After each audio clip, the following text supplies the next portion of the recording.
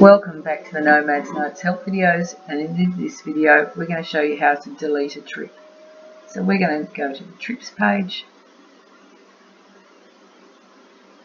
and at the moment our trips are listed on the left and there's no delete icon here, and we can't delete this trip because this trip already has some data against it. So we don't want to delete a trip that's already got data, it's already got accommodation, it's already got expenses. So we would have to go through and delete our accommodation here. We'd have to go through and delete all our expenses if we wanted to delete this trip, and our fuel entries. But this is a real trip, so we don't want to delete that. So I'm just going to add a new trip just so I can show you the delete icon. And I'm just going to give it a name, just as delete trip name, just so you can see what it is we're doing. And we can choose a start date. And then we're just going to put delete because we're going to delete it. We have to choose a vehicle and we have to put an odometer in. So we're going to save this new trip. So now we've got a trip there.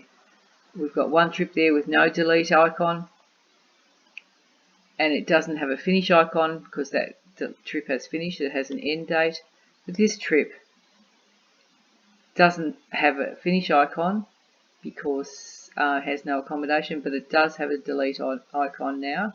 It has no accommodation, no expenses, no fuel, no journals, and no mileage against it. So there's no data against this trip, so we can delete this trip by clicking the delete icon, and then we can delete this trip. And then we're back to just having our one trip on the list. So just to confirm, if you've got any data at all against your trip, you can't delete it. You have to delete each individual journal or fuel, and they've all got icons next to them to delete them, or your accommodation. Once there's no data in any trip, the delete icon will appear. And that's it for deleting a trip on Nomads Notes.